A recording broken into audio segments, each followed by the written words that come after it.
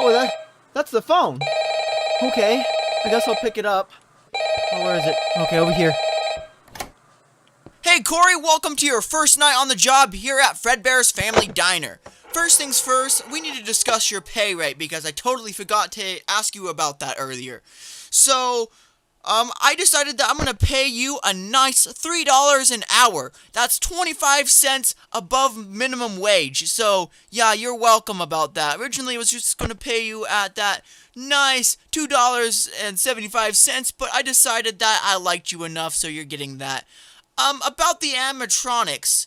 So, we had those animatronics for quite a while now. They're pretty cool. Actually, you can wear them as a suit. Actually, they have two modes. There's animatronic mode and suit mode. Unfortunately, we had an incident where one of the employees died while wearing the suit. It was due to a spring lock failure, and the animatronic came loose from the components that were keeping it away from the actual real human body, and it came and it crushed the poor guy, and man, he was mangled. That left some scars on me, I have to admit, and we thought about closing the restaurant right there and then, but we're here today, so that's good. And ever since then, it was kind of downhill. I'm not gonna lie. We have four animatronics here. We have Fredbear. We have Bonnie, or Spring Bonnie. We have an endoskeleton, but he is not shown publicly. He's just a spare one, just in case one of the other animatronics goes down. And we have the puppet. Personally, I am not a fan of the puppet. That thing is actually Henry's creation. He created that solely to protect his daughter from any harm. His daughter was known to leave the pizzeria when she wasn't supposed to, and Henry decided to create a babysitter robot, which in the case was the puppet. And the puppet didn't do its job, and it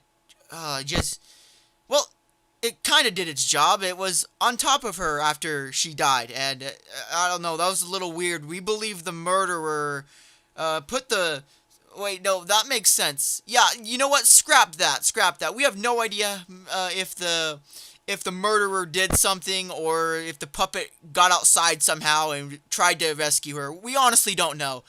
All I'm saying is I don't really like that thing, and I would honestly prefer that we get rid of it, you know?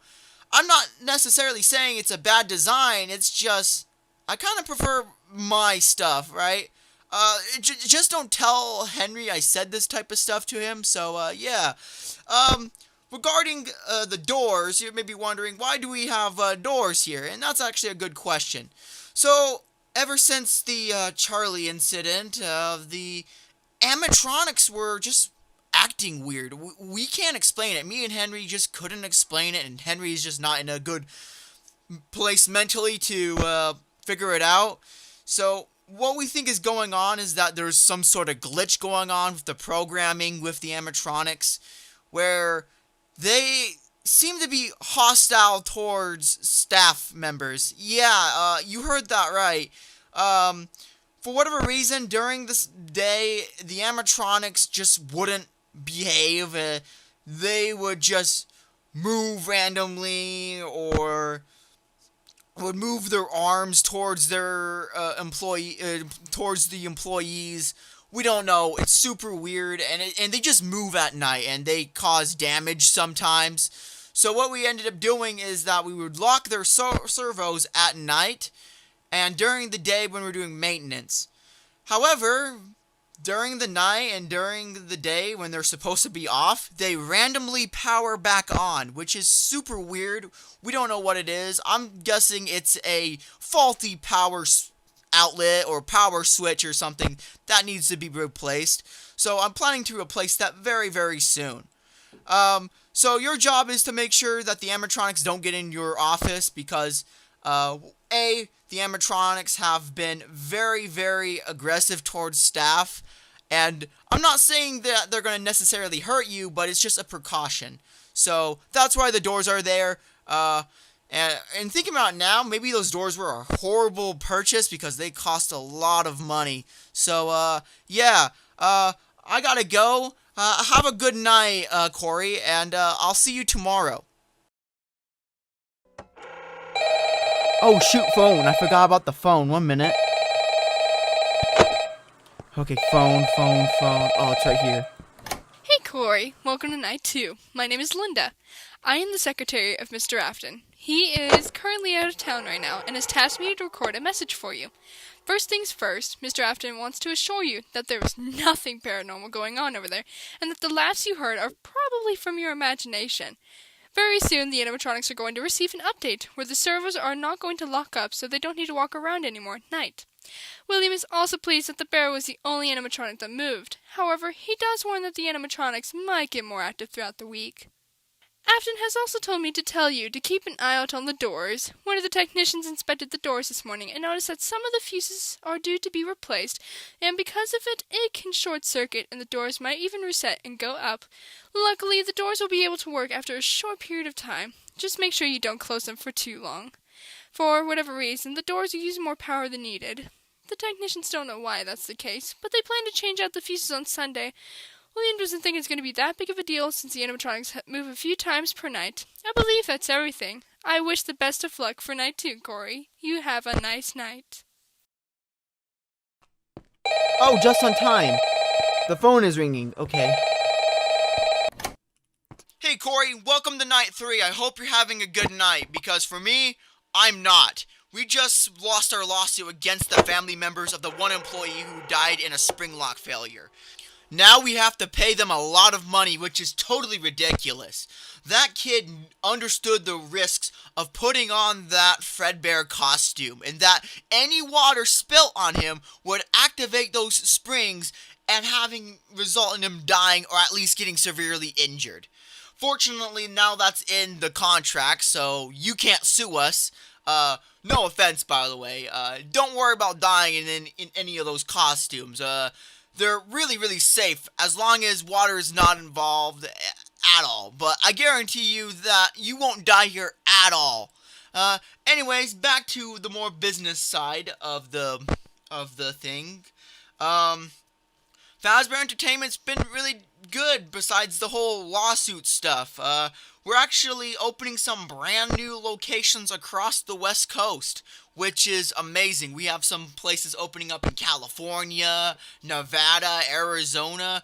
Hell, we have one location opening up in Idaho somewhere.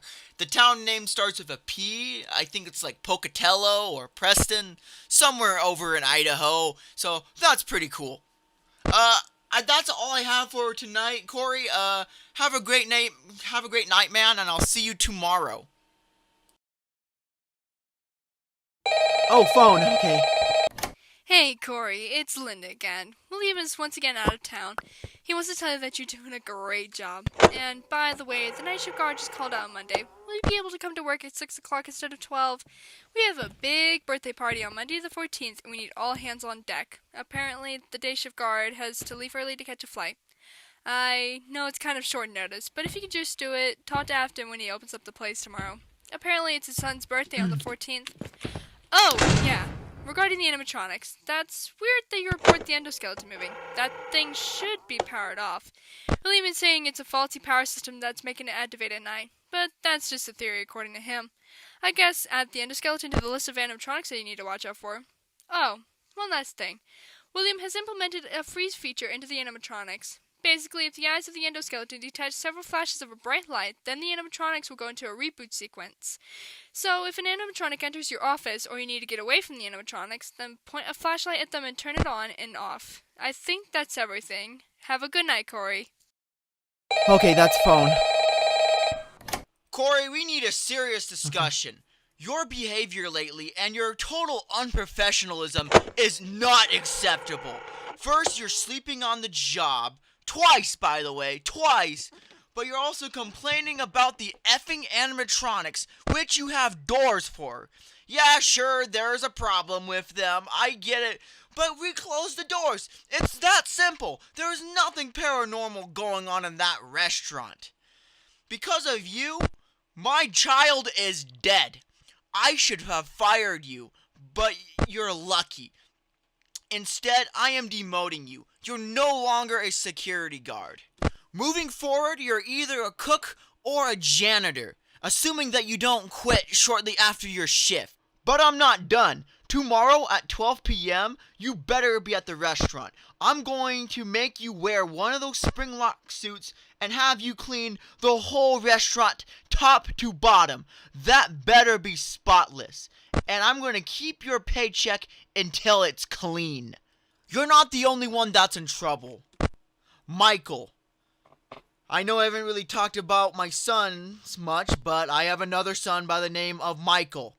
Him and his friends thought it'd be funny to lift his little brother up and put it in the mouth of Fredbear. And as a result, Fredbear's mouth came down and crushed his little brother's head. Now, my youngest son is in the hospital, and the doctors think that he won't survive. For Michael and his friends, they're spending the night in juvie. Fortunately, my lawyer is saying that the chances of them getting charged with attempted murder or manslaughter are low. However, when he comes back from juvie, he's getting more than just the belt. The diner itself will have to close, because there's no way in hell I'm staying in business after 2 deaths occur at my restaurant. Hell, I'm gonna be lucky if the Fazbear brand even survives in the next year, bro. Just get here tomorrow and do your punishment, and I promise we won't have any more problems.